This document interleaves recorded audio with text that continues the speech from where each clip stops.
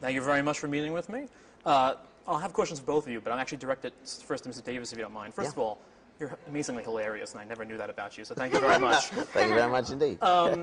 You know, are one of the actors in the film that have a, pretty big history in film, and especially kind of sci-fi fantasy epics. Yes. So when it comes to kind of introducing method to the younger actors, do you find there's a problem maybe kind of meeting that fine line between stepping that boundary of method for the film and method for you as an actor? I don't think I ever imparted any kind of advice onto the younger members of the cast, particularly. They've just been brilliant ever since we started. I mean, all of the cast, and it really is an ensemble effort. The whole thing. And so yeah, no, it was just about us all kind of getting on with what we were doing, and everybody knew their role and what they needed to do. And we had some great directors throughout the series to kind of lead us through everything, and so it was well taken care of, absolutely. And they're also capable as well. If we were particularly talking about Dan, Rupert, and Emma, they're very capable performers, even when they're in their very younger days on their first film. Right up through to Deathly Hallows Part I. It's just amazing seeing them grow as people, individuals, and actors as well.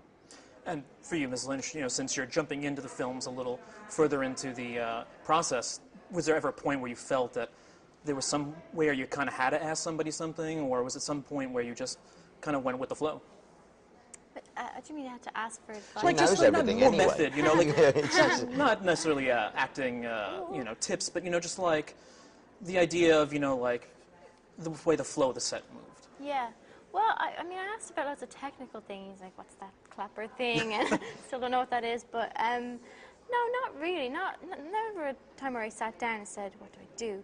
But I was always watching, I think, and I was afraid to ask, I suppose, because I was so afraid. On the first day, I remember I was so afraid. I'm the newbie. I've never acted in anything before, and all these people are veteran actors, and they've all done it. And I was just afraid of showing that, of being like, she hasn't gone to acting school, she hasn't got a degree or anything.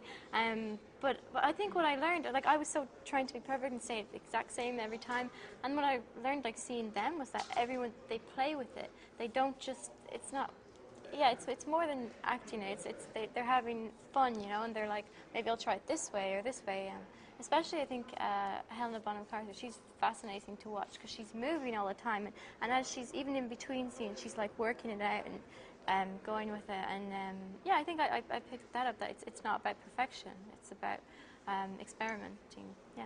Perfect. And knowing where your characters are going now, but before you knew that, was there ever a time that you kind of changed the way you saw your character before the next movie started, because not knowing where that growth was going to come from?